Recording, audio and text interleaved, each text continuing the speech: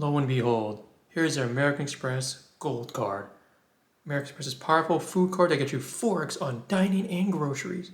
On the other hand, you have the American Express Platinum Card, their premier travel card, which gets you 5x on travel and over access to 1,000 airport lounges. Which card should I obtain next? To really decide which kind of card I need next, whether it's the American Express Gold or Platinum, I must analyze my current card situation, which I have not shown since I opened my channel this summer. So let's take a look at that first. If you watched my video from a while ago, I obtained the American Express Business Gold Card, where I got a welcome offer of 110,000 MR points for spending $10,000 in 3 months. As you know, I'm looking to complete this card welcome offer by the end of this month. So whether I decide to keep it is still undetermined, but right now that's the current card I've been using for mainly all my purchases. Now let's talk about the cards I currently use when I'm not chasing a welcome offer. The first card I actively use is my American Express Blue Business Plus card. I got this card from my LLC. It is my catch-all 2x card with $0 annual fee.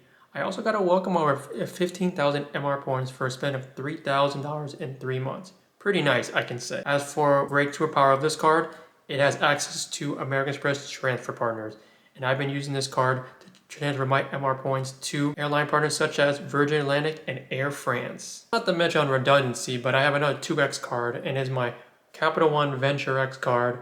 I use it for international travel as a backup. It's also my personal card, and it's a great premier travel card from Capital One, 2x on everything.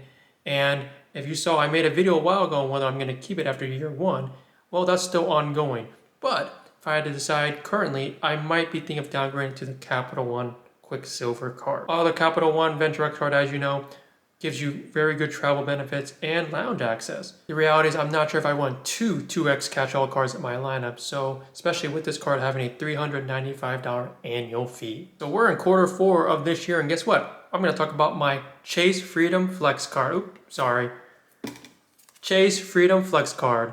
This is Chase's well-renowned $0 annual fee card that gives you 5x on rotating categories. And for this quarter, we're talking about PayPal, wholesale clubs, and donating to charities. So I will be using this Chase Freedom Flex for mainly wholesale clubs, as I do a lot of shopping there, as I have memberships at Costco and Sam's Club. First, Costco is a little bit tricky for the Chase Freedom Flex because, as you know, Costco does not accept MasterCards. So basically what I have to do is I have to purchase a Costco shopper card, and basically here you go, Costco shopper card.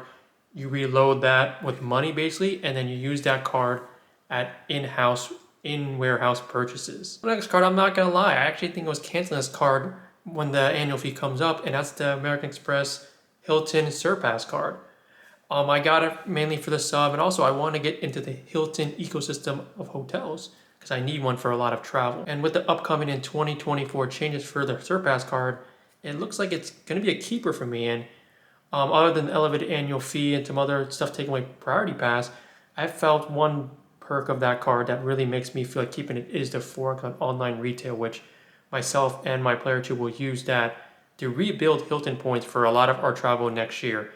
Because I recently drained most of my Hilton points on the stay for our hotel of the Curio Hotel in Rome.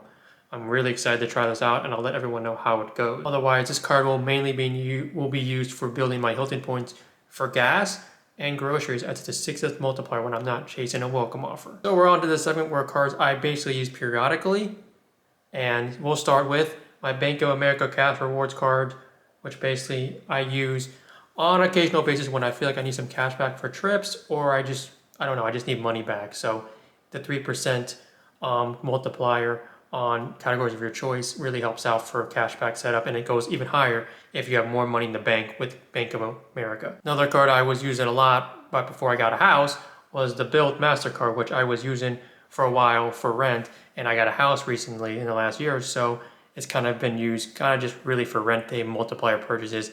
As you know, with rent day, you get a 6x multiplier on dining and about a 3 or 4x on traveling, which isn't that great, but depending on how you want to use your Build card. Another reason why is when I do get points on the Build card, I will use those points to transfer to Hyatt and American Airlines. And the last card I use sparingly, is the Curve card, which we know it was recently nerfed when you both had these two, and that sucked because I was getting a lot of good points off of that. Thank you, Calby, for that one. But otherwise, I use it sparingly as well, just in case I have a transaction that is built incorrectly and I can just change it back in time. So card I use sparingly in my credit card lineup is the Curve card. And now the last two cards that are basically in the stock drawer, and we'll start with the Chase Freedom Unlimited.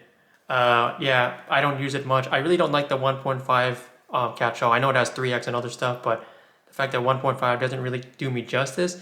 And basically, I got this card actually when I product changed early this year from my Chase Sapphire Preferred, because I don't really have use for that card.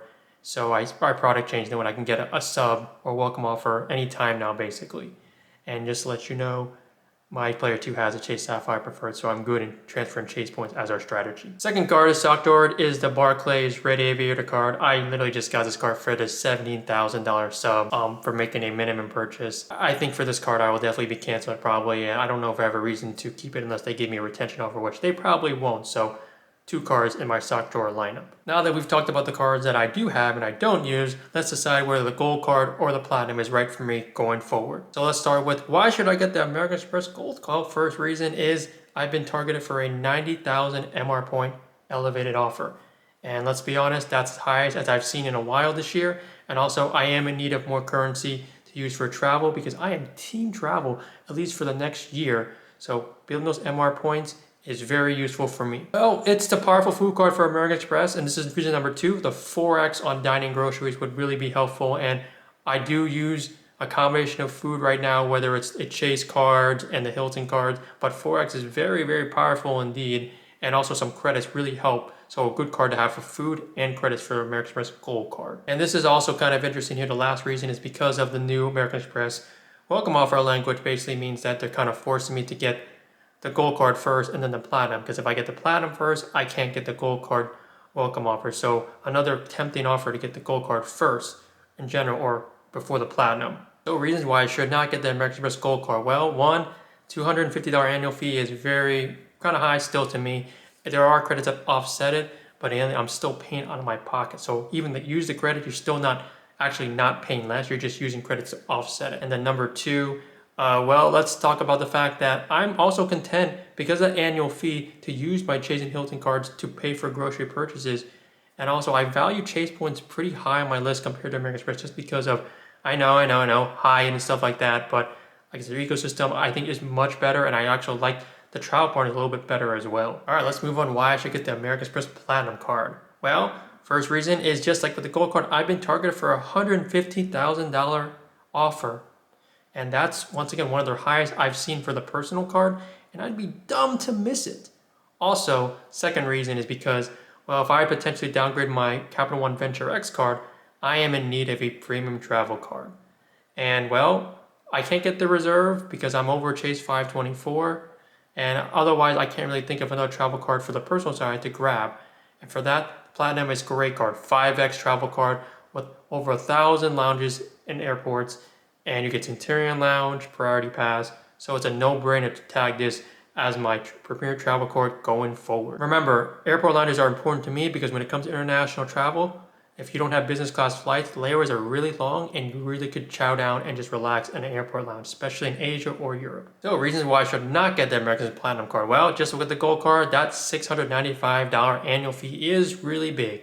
There are credits, but like I said, you're still paying out of pocket, and that's something I may not want to absorb. As regards for travel as well, if I do, and I do take a lot of international travel business, you don't really need airport lounges because it comes complimentary with the business class ticket. And this is just speculation, but Wells Fargo coming out with news next month, as Matt Claus and others have speculated, this could be a game changer, and if they have a good travel card, premier or even mid-tier, this could be reason to pivot to that brand instead of America's Platinum. So another reason why I may not consider getting this as well. And just with the American Express Gold card, I maybe should not get the Platinum welcome offer, because if I get that, it means I'm ineligible to get the American Express Gold card. And while it's apples and oranges, welcome offer points are still always valuable in the credit card game. So everyone, now you've seen the reasons on which card to get and why or why not. Let me know what you all think. Should I get one card or the other? Should I get one in succession? Please let me know in the comments below. I really want to decide to get this card at the end of the year as I have upcoming travel for 2024, or use it for more points to build for more travel.